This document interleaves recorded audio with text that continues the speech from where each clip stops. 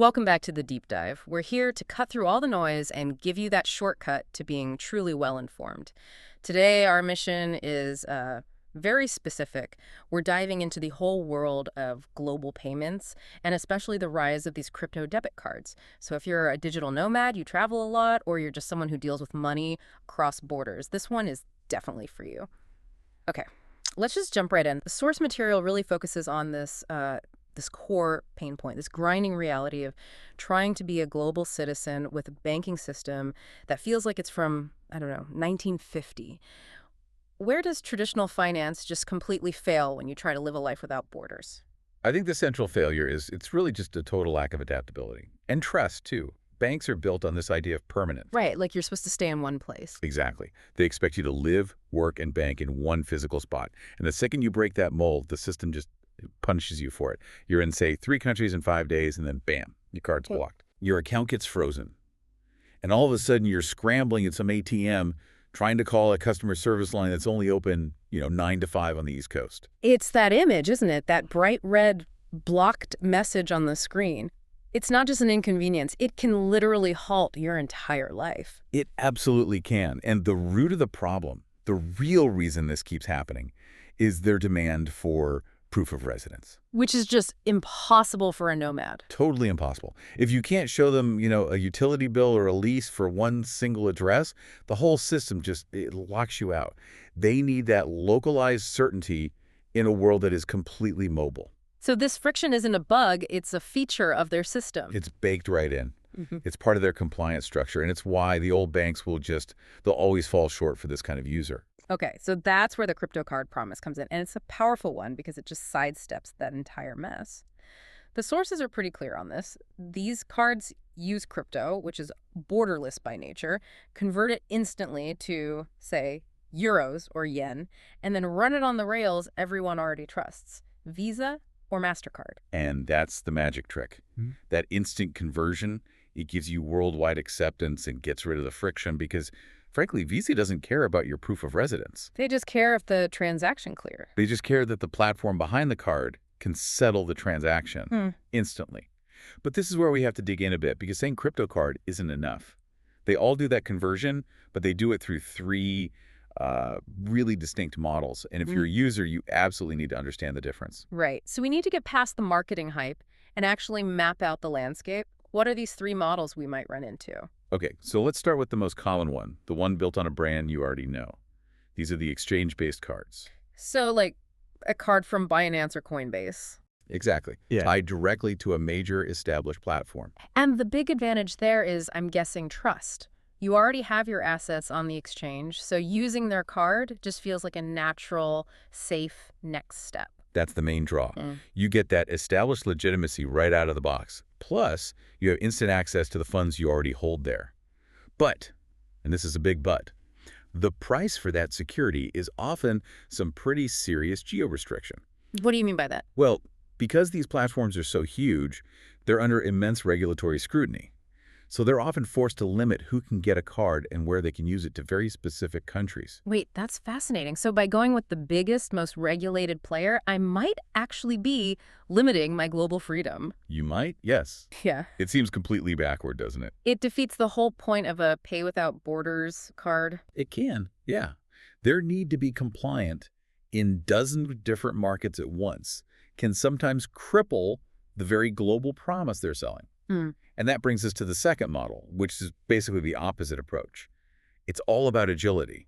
These are the fintech solutions. So these are the independent players, the ones designed from day one to be flexible and global.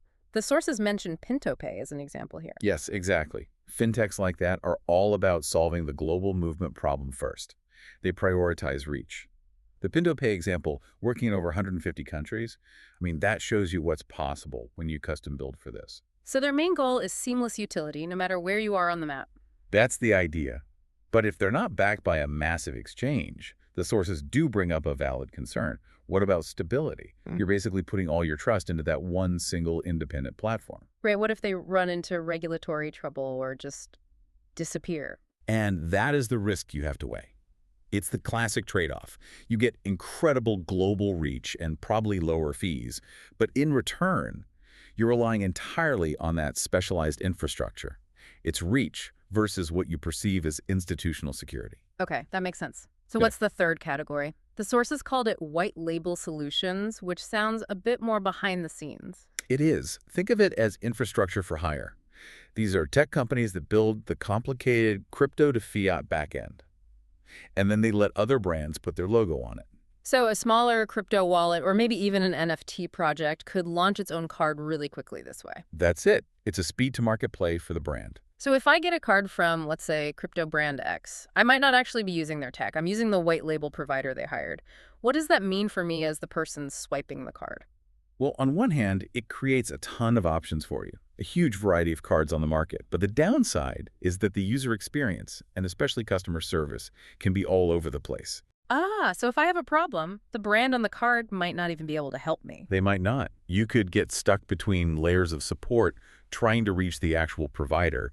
You really have to look past the logo and figure out who's actually moving the money. Okay, this is a really clear breakdown. We've got the three models, but how do we know if any of them are actually any good? Is there like a universal test? There is. It really comes down to key utility features, and the sources were very specific about this. The number one signal is mobile wallet compatibility. So does it work with Apple Pay or Google Pay? Exactly. Why is that so important? Is it just a convenience thing? It's way more than that. It's a signal of legitimacy and technical competence.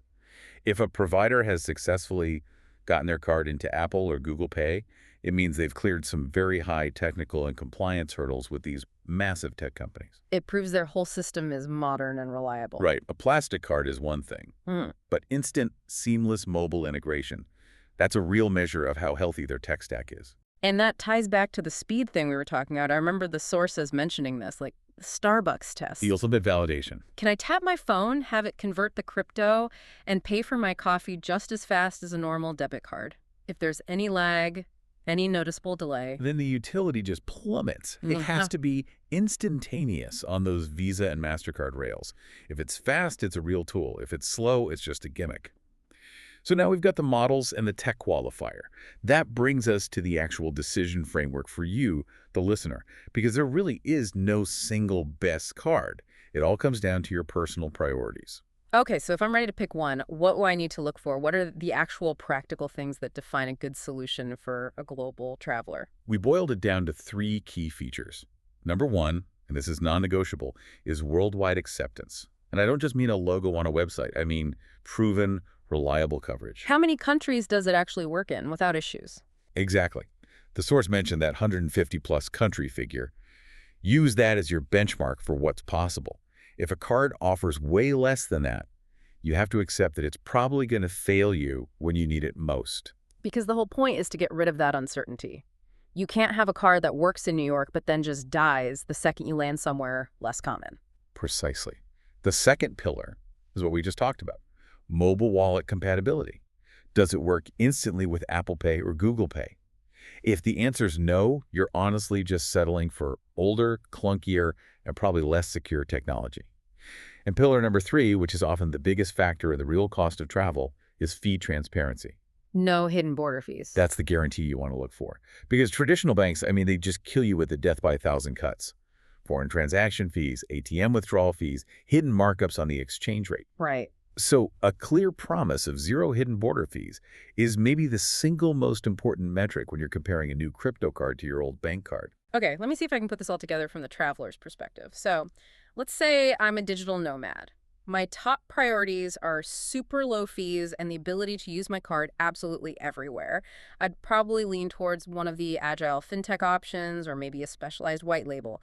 I'm accepting the risk of a newer platform to get that maximum reach. You've got it. You're prioritizing utility over brand familiarity.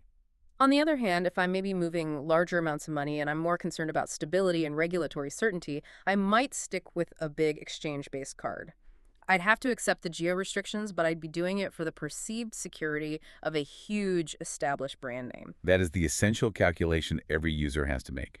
The good news is crypto cards have solved the big problems. Yeah. The proof of residence and the cross-border friction. The tool now exists. Yeah. But you, the user, have to actively decide what you value more. Is it platform loyalty and trust, or is it pure global reach and transparent fees? Only your situation can answer that. This has been such a clear guide. I feel like we've gone from this really dense, confusing landscape to a very simple framework for making a choice. We started with the pain of being stuck at a border, and we've ended with a toolkit for true borderless payments. And hopefully that knowledge helps you have smoother, much less stressful travels. Absolutely. So we talked a lot about how geo-restriction is really the main weakness of those huge exchange-based cards, even with all their brand power. Which leaves me with a final thought for you to take away. If different national regulations are the real barrier holding them back, what fundamental shift, either in technology or, a huge regulatory breakthrough, what would need to happen for one single crypto card to truly dominate? To become the one seamless pay without borders solution in all 150 plus countries and get rid of that trade-off between reach and trust for good. Something to think about as you watch this space continue to evolve.